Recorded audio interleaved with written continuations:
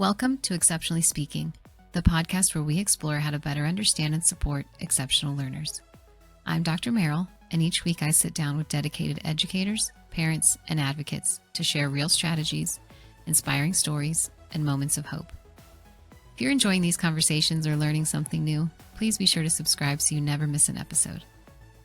Today's episode features a wonderful conversation with Jennifer Mary and Colleen Hussey. Together, they bring many years of experience supporting students across educational settings and a shared commitment to helping exceptional learners thrive through inclusive education practices. Jennifer is a nationally certified school psychologist with over 18 years of experience and a strong background in inclusive education.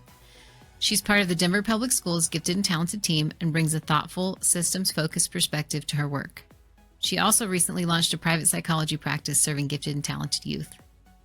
Colleen is an inclusion champion, dedicating her career to ensuring all students are meaningfully included in their general education communities. She has 14 years of experience in education and holds a master's degree in severe and profound special education. Colleen is especially passionate about family education and empowering both students and families on their educational journey. Outside of education, she's an ultra-marathoner and outdoors enthusiast. She's also the co-founder of two charitable organizations, Hope for Healing, which for over a decade has supported individuals and families navigating addiction, and the Inclusion Project, a newer nonprofit in Colorado that supports the very mission she has dedicated her career to, empowering individuals with disabilities through education and advocacy, ensuring that all students are fully included in their educational communities. Colleen currently serves on the Special Education Float Teacher team in Denver Public Schools, where she shares her expertise across the district. Previously, Jen and Colleen worked together on the Inclusive Education team, and they've continued their shared commitment to uplifting inclusive education practices. In this episode of Exceptionally Speaking, we explore what inclusive education really means, why it matters for exceptional students, and how it benefits all learners. Jen and Colleen share personal stories, practical strategies, and real-world successes, from universal design for learning and co-teaching to mindset shifts and meaningful family engagement. This conversation is packed with insights for anyone working to create classrooms where every student belongs and thrives. You can find more information about all our guests at hex24press.com. Please enjoy Exceptionally Speaking with Jennifer Mary and Colleen Hussey.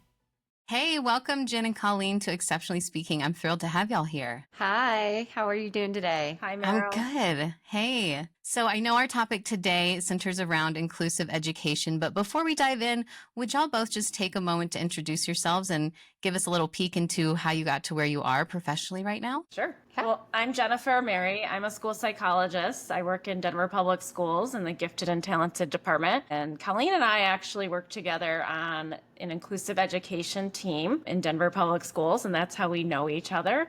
Our team ended up having to be disassembled because of COVID funding and changing in budget. So we had to go different ways. And I applied to work in Gifted and Talented department. I really enjoy working with twice exceptional students. I worked at a middle school that had quite a bit of that in population. And I really enjoy trying to work and help with them succeed. And yeah, so we used to work together. Yeah. This is Colleen. Hi, I'm Colleen Hussey. I am currently on the Special Education Float Teacher team. And so on that team, I wear a lot of different hats. As Jen said, we worked together last year on the Inclusive Education team. And so I kind of get to carry a little bit of that over into the job that I'm doing now.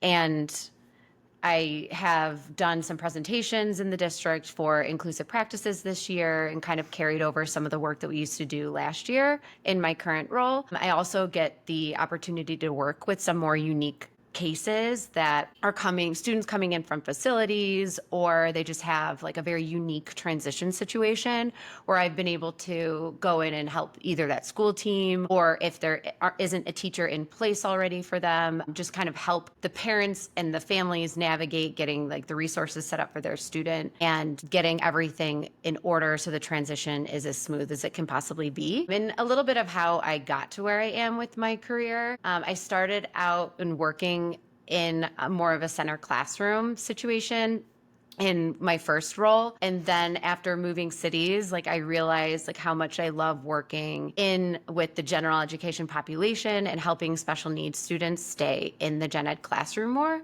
So I actually found a role in that I was co-teaching.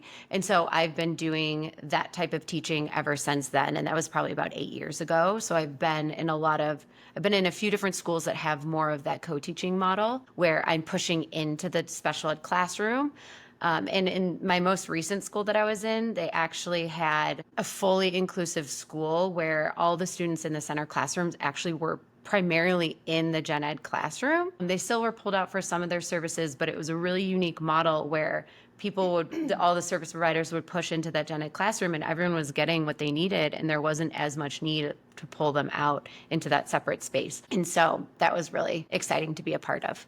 Thank you both for sharing, and thank you both for the work that you're doing. I think it's really important, and we're glad that you're doing it. I want to make sure you said, Colleen, that you were a team lead of 16 people on it. Oh, yeah. I'm primarily special education teachers. I was the only mental health provider as a school psychologist. We had an occupational therapist, speech language pathologist, paraprofessionals, and training and working with paraprofessionals was a component of that work and still continues that work, right? So I just wanted to make sure she was a team lead of 16 professionals. Yeah. Yes, talk her up. Yeah, makes sense. That was a really fun team. Yeah. We were able to do a lot around the district. Well, I'm excited to learn a little bit more about that and how it kind of transfers over into gifted education and support for our twice exceptional students as well. Yeah. And Colleen, I think you touched on it already, but I'd love to just have a definition for people who haven't heard the term of inclusive education. What does that really mean? Yeah. So when we talk about inclusive education practices, it really is referring to those strategies and those supports and really the attitude that ensures that all students will be able to learn in meaningful ways alongside their peers. And that's primarily in the general education setting.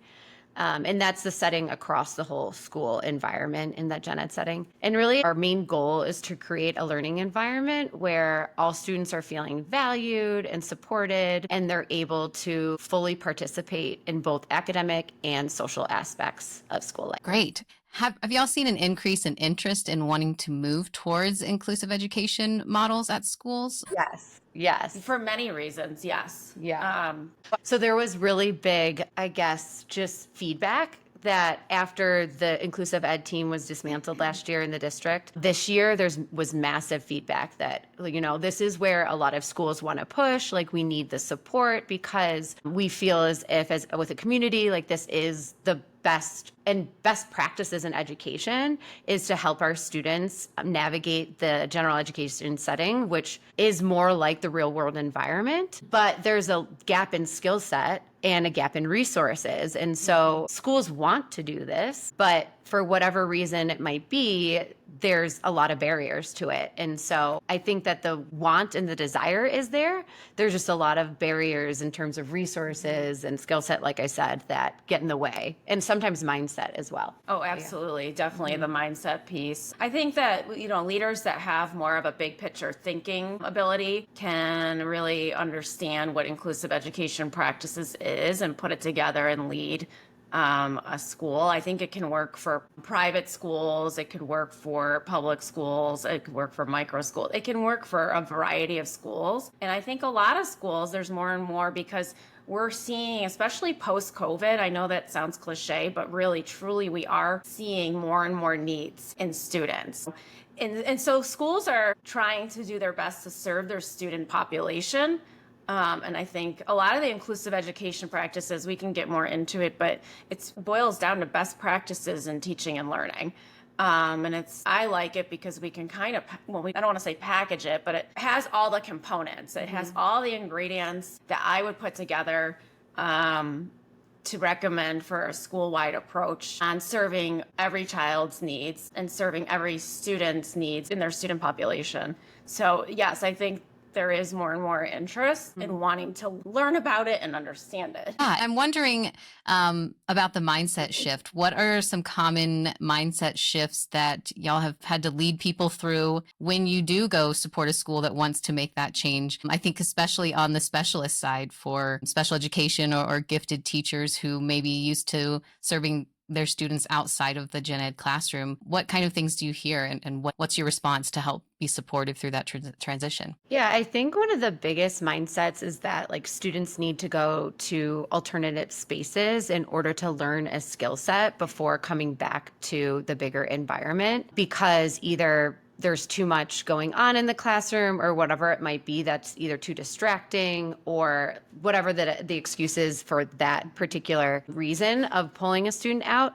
And, some of those are very, very valid. Like classrooms can be chaotic. And if we are teaching a specific skill that the rest of the group doesn't have access to at the time, it makes sense to want that quieter environment. But I guess with inclusive practices, the whole point of it is like integrating all of that into all of the learning so all students have access to it, because there's many students that, have some exceptional needs, but maybe they didn't test high enough to be in GT that would benefit from having access to that. And same with right now, especially post-COVID, we're seeing a lot of gaps in need and skill sets and some missed out of learning over some of those years, that a lot of students that have those gaps would benefit from that instruction that potentially students with disabilities might be getting, but they don't have a disability. So therefore, they're not getting access to that. So it's really just an approach of providing access to all the different types of learning and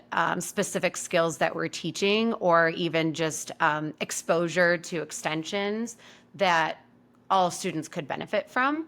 I think the mindset really has to be, the system needs to be set up to allow the mindset. When we have all these systematic things and bureaucracy and mandates and people making decisions about education that are not educators, I think that the mindset is impacted by that. So the mindset when we talk about that is that bottom line is that all kids belong, right? Mm-hmm, right. And so that's when we say mindset, that all kids belong here at our school. We don't need to send little Johnny over to another program, that Johnny belongs here and we're going to make that work here at our school. And so how do we do that? And that is where I think that you talked about the skill set comes into place. So when we have a skill set, we can also have the mindset that all kids belong. So there's a couple components that have to come together so that all staff and the community, parents and the community, feel that all students belong. And I think if you were to ask most educators, pretty much all of them would say yes, of course, all students belong here. But then when we see in practice with more of that medical model that we see that kind of trickles over into the school setting, of which we're identifying a certain need and we give them that either that intervention or whatever it is to target that, it's typically done in a separate setting. And so it's kind of moving away from that medical model and into more of a social model, which then truly would have more of a feel that everybody belongs. Right. And I wonder too, I'm thinking about families of gifted students who are very used to a pullout model for the programming at their school. And whenever I've seen a school try to shift away from that, it can be tough because that's seen as a privilege. And there's a lot of elitism that is wrapped up into gifted education. And the pullout model is a very old way to support students. However, it has been hard to even push school leaders to make that decision because of family perception that they're taking a privilege away from their student, essentially. So I wonder what advice or feedback you all would give to families who are experiencing that shift and how this really is positive. Yeah, I would say that really the privilege is that they have access to another educator that has the skill set to be able to look at this student's whole picture and integrate that into their learning of the day. And so it would take a lot of collaboration between that general ed teacher and the gifted and talented teacher to be able to pull that into that general education setting. But really the privilege is that even if it is getting taught in the general education setting, is that there's somebody looking out for that student in this specific lens and ensuring that it's integrated properly into the day and that they have access and those accommodations as needed in the school day. And if you think about it in a more positive light of if we're doing that constantly and having those conversations with general education teachers, we're informally training them on practices that they continually can integrate into other areas. So when they get that pullout for whatever it is, 30 minutes a week, maybe the student has 60 minutes a week of gifted and talented pullout. If we're training that gen ed teacher on how to recognize the times that they can integrate some of that extended learning, the student will likely be getting it for a lot more than that 30 minutes. And so it potentially could have even broader, wider impact for that student than just that 30 minutes that they would get. Absolutely. I think there's a lot to be said for providing more training for teachers who may not have gotten it if this was a completely separate instructional environment for students. Jen, anything else you want to add regarding family support for that transition? I just keep going back to that the system needs to be set up for this, and it's a bit of utopia in some ways that I have I have a lot of hope for. So I think with inclusive education practices, yes, communicating to the community and the families on what we're doing is important as well. So with inclusive education practices, all these components need to be there for it to work well. And so maybe we can get into that a little bit more with that, because I think when folks can better understand what inclusive education practices is, it's way more dynamic than just saying, oh, all kids belong and we're all going to work together to make this work. It's actually strategic. Like Colleen had already said, there's components in there that we really need to, put it all together so it is as successful as possible. And so some of those things could be based in the foundation of backward planning and universal design for learning. I think we can really ground a lot of the work with that, and that teachers, special education teachers, general education teachers, gifted and talented teachers could be doing a lot of co-planning and co-teaching. So there's barriers to this in the reality of our public education schools. Classroom size is a huge barrier. That I'll just put out there, in the actual size of the room, not just the number of students in a class. So I think if we have the framework under best practices of teaching and learning and universal design for learning and backward planning and co-planning and co-teaching, and then getting all the other ingredients in there for inclusive education practices. And what are all those other ingredients? I think that's really what's important for folks to understand, that it's more than just saying all kids belong. There's intentional planning. And that's just the first step, right? It's like having that mindset. Yes, the agreement that you have to land on and the purpose that you come back to and why we're doing this. Right. Yeah.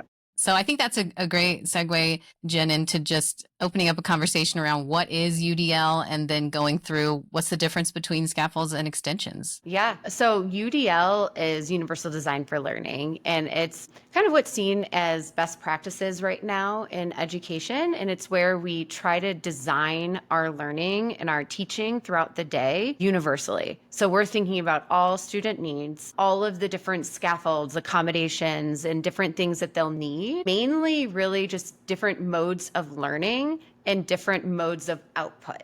So like, how do our students take in that information? How do they learn best? Because we have some auditory learners, we have some visual learners, we might have someone that's really kinesthetic or tactile. And so having multiple means of learning structured in our lessons is necessary. And then thinking about how students are able to express themselves and what they've learned best. So some students really enjoy writing. Some might enjoy doing something creative and visual. Others may enjoy just speaking it out. And so having some of those choices in the way they're going to present their information and their learning is also really important in universal design. And so really it's looking at every lesson and having multiple means of learning and multiple means of output within it, embedded within. And choice is a big component of inclusive education practices, like Colleen is explaining. It's also choice within the learning continuum. And so really a big thing as well is understanding like what accommodations would be needed for whatever it is for that student. So do they need access to different types of paper, or do they need access for like text to speech or whatever it might be? There's a continuum, a learning continuum, so to speak, so that all kids can determine and choose how they're going to engage academically. And so when we're thinking about that UDL aspect and access points, we usually typically have a standard or a couple standards that we're hitting on in our lesson. And in thinking about our student skill set, like some students might have already mastered that standard. Some students might not quite be there and can't quite access that grade level standard. And so we want to think about what we call as access points and how can we either spiral back or spiral beyond for our gifted students, an extension on that, and think about what are the standards that are in line with that grade level standard that might be the next step that we can integrate that into the lesson for extension, and what are the ones that we need that are building blocks that come before this grade level standard that a student might need to master in order to hit that. And so that's what we would integrate in. So for instance, just an easy one to kind of throw out there is thinking about like math. If a student doesn't quite know multiplication yet, or they don't know addition, it's going to be really hard for them to know multiplication. And so how can we integrate them continuing to learn addition and maybe taking the multiplication problem 4 times 12 and adding 12 4 times. They're doing it in that way and using manipulatives to get there to that multiplication problem. And so that's finding an access point for that student that might not be on grade level, that they can still access that multiplication grade level expectation. And then for a student that's gifted that might already have multiplication, we're doing the next step of what would come after that. And maybe they're doing like a multiplication, like a problem that has multiple operations in it. They're doing something that has multiplication, then they have to add, and then they have to divide or whatever it might be. But utilizing that standard and then spiraling it up or down to the access level for that student. And what you're talking about is completely in line with best practices of teaching, right? And that's not what we see all the time in the classroom. And I think to our detriment, the pullout model for our exceptional students has kind of worsened instruction, in my view, because people kind of check off in their list like, oh, that's being taken care of outside of the classroom. I don't have to think about this scaffold, or I don't have to think about this extension because they have their 30 minutes elsewhere. And so I see this as a huge opportunity to really raise the bar for our approach to instruction, but with the added collaboration of the specialists that support those students as well, and to really work together on how we can best serve students. So real quick, what's the difference between a scaffold and an extension? That's a great question. So a scaffold in my eyes is what I see as, like, I picture it as like a support that helps access. So for instance, if a student has trouble organizing, we give them like a graphic organizer. And so that can also be seen as like another term of an accommodation in that sense. But really it's a scaffold. We're giving them some sort of structure that can be layered on top of their learning or the curriculum that helps them access whatever that is that we want them to complete. And so that's what I really picture a scaffold as. And then an extension I just see as like, how can we expand their learning? How can we get those critical thinking skills in there? How can we push them beyond just the expectation that we know they're going to hit pretty quickly, probably? Great. I'm wondering about the co-teaching or co-planning model, and what are some successes y'all have seen in that approach when people are new to that? I was going to say that. I was just right when you asked that, I was thinking in my mind, I'm like, oh, one of the barriers to inclusive education practices and doing all of this is our system is not set up for the collaboration time. Our school days are really long. I mean, teachers would be working 12-hour days to accomplish this. Right. On a regular this does require a regular basis commitment, and I think once you have backward design or backward planning done, or even just lesson planning your learning continuums, year after year, it works well with a school that has a consistent staff. So to answer your question, that is one of the ways that we can be successful is when teachers continually work together year after year. And to piggyback off of that, like a true co-teaching model takes a couple years to build that relationship with the other staff members. But in my experience of what I've seen when it is successful, it's when leadership prioritizes that within their scheduling throughout the entire school day, and that like whole school comprehensive calendar schedule, and putting in protected time for their staff to be able to collaborate. And so The most grade levels I've ever had if I've been co-teaching is about 3. And so that also is a barrier, of which like there's a lot of special ed teachers that have 5 different grade levels that they're collaborating with, or potentially more. And so it's just having a leader that prioritizes that and ensures that the staff caseload it's manageable to be able to collaborate with the individuals necessary, and then giving them space and time throughout the week to be able to do that. So like major barriers there, but when it is prioritized, it can be successful. And then with that model, it's really getting into a groove with that teacher and however their planning is, to be able to give them feedback on their lessons, on how they can either provide that enrichment or that scaffolding for students and those access points with what already is there. And so if as a gen ed teacher, we're showing up every day and just pulling out the book and doing the curriculum as is and not doing any pre-planning, we're not going to be able to collaborate with anybody else beforehand. And so we have to be planned out ahead of time and then have space for that collaboration previous to carrying out those lessons. Absolutely. And it has me wondering about the logistics around goal setting for IEPs versus ALPs, and how inclusive practices may shift the language within the goals. Are you seeing that happening? Does it shift how that works? I'm also thinking about minutes attached to student services and then those being provided with the whole group versus outside of the whole group. So I'd love to hear some more around logistics around goal setting and the implications for inclusive practices. Yeah, I haven't seen it shift goal setting yet. I mean, because like goals are still attached to that student need and what is the specific area that we want to target. I see the differences in practice within the classroom of like, how are we splitting up our small groups or things like that.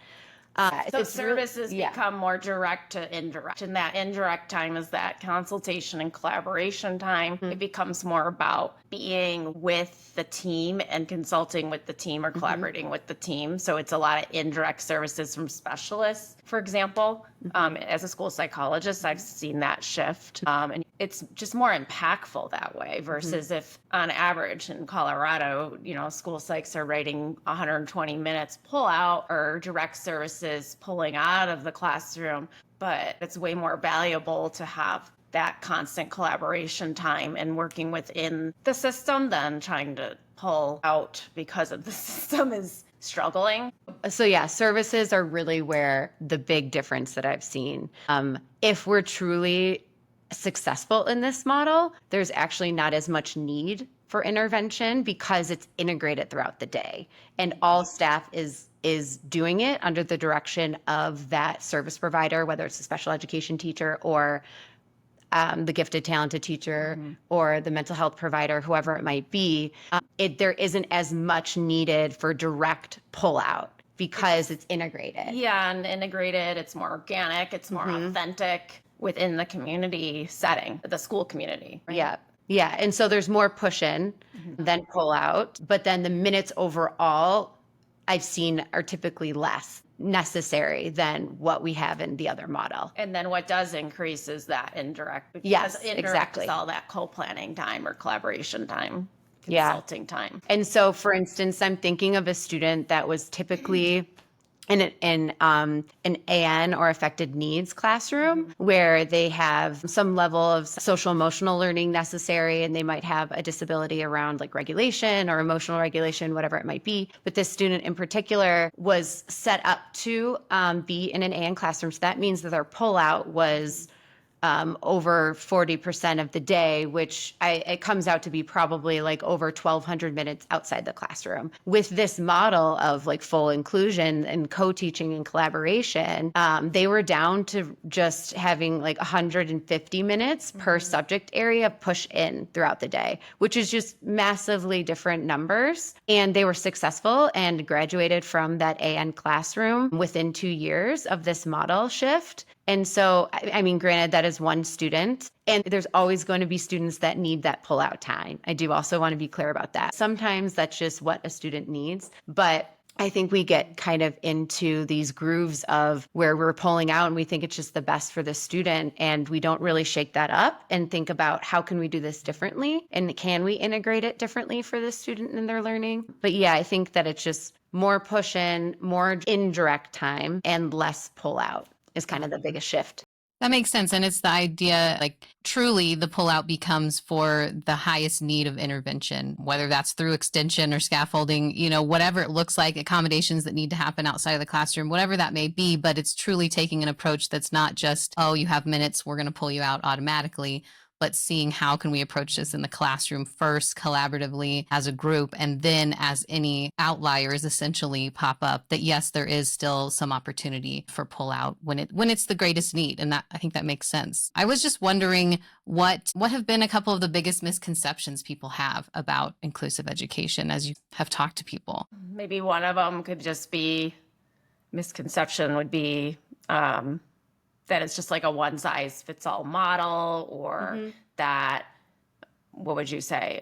That kids won't get what they need. They're just going to be put into like we're throwing them into the deep end without any support. Yeah. Or that I think a big misconception is that it's actually going to be a lot more work for the general education teachers, but it might be at first, but once we're into the model, it ends up not. It ends up being a way easier, because a lot of behaviors go down, and we're reaching the needs of the students that aren't quite fitting into any of our boxes. And so numbers in the classroom go up all around. There's studies that show that when we are in a fully inclusive model, just general numbers of the classroom and scores and academic scores all go up. And we haven't proven that for pull-out models for those particular students. And so studies show that actually it benefits all. And I think that's the biggest misconception, is that people think we're going to be pulling down, maybe from the GT parents, is that they wouldn't quite get that extension and that would be pulled down.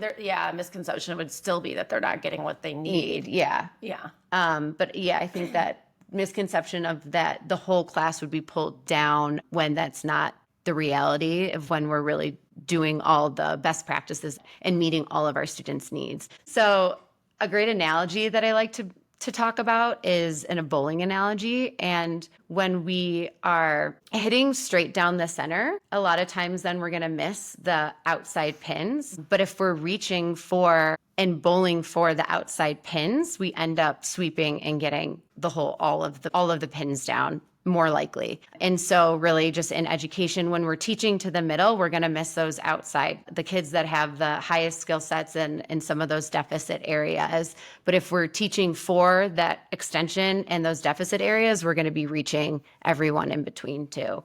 Of all those kids that we don't quite know need that too. I think that's a great way to look at it and a good approach to think about. So I know you shared a little bit about a student success story who was mainly having their minutes served outside of the classroom in an AN center or center-based classroom. And so I'm wondering if you would be interested in sharing any other student successes that I think people would love to hear. Yeah, of course. There's been a lot, but one other that really pops up into my mind, because I have this year continually come across students very similar to them. And in my current role, I'm not a decision maker on IEP. So I just help try to advise and guide teachers on thinking about things differently and how we can set up supports that can be a little bit more supportive in the general education environment. But this student in particular would typically be in an autism center classroom. It is a non-speaking student that used an AAC device. They had an iPad for their device. They weren't yet writing or really holding pencils. They weren't yet doing it, or they weren't yet integrated into much of the curriculum at all. And that student now has been included for 3 years, and they're writing sentences using their talker to write it out, and then they'll copy it down on the paper, and they're able to use manipulatives and participate in math. And just knowing the similar type of student and having watched those students parallel in other settings, and just the skill set that they don't quite wouldn't quite have to the extent that they do now. And also the friendships, like the students invited to birthday parties, like they're fully a part of the community. And all the other kids just understand he communicates differently. They will talk to him through his talker as well. And they play with him. He's integrated into tag games and all the different social things within school. And just knowing how that could have been for him had he not had that typical peer exposure, is just, it's heartwarming to see that he has that. And like, he has friends and he considers himself to have friends. And I know his parents feel that same way, that he's just has, that exposure. I was just sitting here thinking about all the videos lately on social media from the Down syndrome community, and just like, wow, all the things that they can do and being included, and it's so authentic and real world. And I think that's really what's so important to all of this work, that we're all living in one world together. And then all of these strengths are coming out. And I guess going back to mindset, we didn't touch base too much on the presuming competence piece, and just how this whole framework just makes it better for everyone, including gifted and talented students. Yeah, and what we mean by presuming competence is assuming that someone can do something. And I think that it's like the moments I'm in a classroom and a kid, and all of a sudden they just pop off and say something, and you're like, first of all, you were listening, paying attention, and you knew the answer to that. Like, that's what I think we need to presume, that these kiddos are competent. And I do think that comes into play a lot in our autism community as well. Yes, because their learning looks very different. They might be walking around the room doing 100 different things, and then they have taken in the entire lesson. They know exactly what we're talking about. Learning just looks different for a lot of different people, and we need to presume that they can do the activities, that they can do things, that they can be there, until our data shows us that they might need something different. Absolutely. I think that's a huge point that people need to consider as they move through this. So thank you for sharing that. So as we wrap up, I'd love to just hear from each of you. What's bringing you hope right now in public education? Let's leave our listeners with some more good news around this. I think just that people want to hear more about what this is. As a school psychologist, I'm hearing like there's more and more student behavior. More and more, we have more and more 2E kids with more and more needs.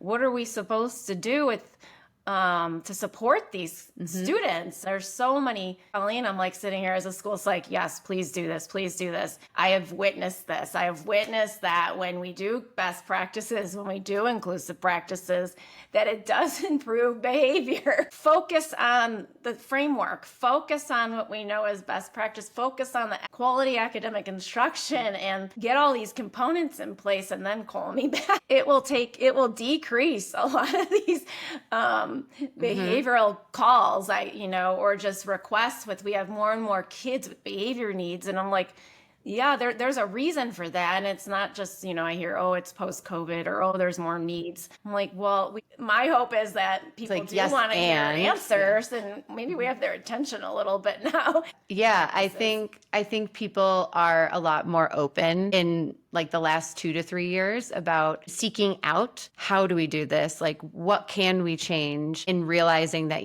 there are things that need to shift. We've been in a similar model for decades, and our population has shifted a lot. And so therefore, we need to change some things up. Like, how can we do this differently to meet more people's needs? And I think what's giving me hope is just that it's even after the inclusive team was no longer around this year, there's still been a lot of questions around it. I've been asked to do presentations for principals and the school counselors in our district. And so there's still a need, and people still want the information, even though it's not quite organized the same way it was. And so I think that's really what's giving me hope, is that people are doing it at the school level and really trying to make the shifts as much as they can right now with what they have. Yeah, and I just have a lot of hope in general for, being a school psychologist and gifted and talented. Just we know a lot of the answers, as a school psych, getting called about behavior. We know a lot of the things that go in inclusive education practice. Some of the things we didn't mention, beyond giving choices, beyond the learning continuum, beyond even scaffolding, executive functioning, or, GT kids might have a strength in one area, but then are more average in another area, and they can land within the learning continuum. But some of the other things is movement. The use of movement is a huge component. Peer supports, and what is that all? We'd have to unpack that in a whole separate podcast. The use of visual supports, and all these other things that go into inclusive education. I just think that with twice exceptional students right now, we have a lot of educators asking, how do we support these kids? And I'm hopeful, I'll leave it on this note, we have the answers. So that's what I'm hopeful about. Like, we know what the answers are to help these kids. And so we just want to get the word out. And a lot of it is just best practices in teaching and learning, to go back to that, so. And do you have any suggestions for resources or books if people are interested in learning more about just inclusive practices in general? Yes, we do. So we love Dr. Shelley Moore. She is out of Canada and puts out these 5-more-minute videos. So they're quick if you're a visual learner, or auditory. Like, they're these quick little videos that talk about different aspects of inclusion of education that really help people digest it. She also put out like a 100-page dissertation that is amazing. Yeah, if you're a reader, and there's not a ton of studies that really show like just general all growth in a classroom, what practices can we do? And this does, like the inclusion work that they did showed growth for all students. Yeah, she also, one thing we didn't get too much into was she does a lot of work on strength-based. So how to use strengths for planning. That would be a good resource for someone that wants to get into that work more. Yeah. That's an important component of inclusive ed practices as well. And if you're looking for more resources around co-teaching and co-planning, Paula Kluth is a good run to look into. She has a few books out that are great reads. And then TIES, so TIES, the TIES organization, and CAST. CAST.org. CAST is good for UDL, but TIES has some good templates for co-teaching. If you just have 5 minutes to connect with the teacher, like what are the most poignant questions that you can ask? Or if you have 45 minutes, what can you ask? They have all those types of things. Those are kind of the biggest ones. Yeah. Well, thank you both for spending some time with me today and talking about inclusive education. I think it's really, like you're saying, people are more interested in talking and learning about it, and that's how we elevate it and get more schools interested in giving it a shot and learning about really what's best for all of our students. So I appreciate you so much, and I will talk to you both soon. Yeah, thank you so much. We appreciate you too. This episode of Exceptionally Speaking is brought to you by Hex 24 Press, where education meets imagination. I founded Hex 24 Press in 2024 to uplift educator voices and provide a publishing home for myself and other educators to bring our work into the world. You can find more information about today's guests, including links to their resources and services, at hex24press.com. Thank you for supporting educators, independent creators, and small business. We're so glad you're here.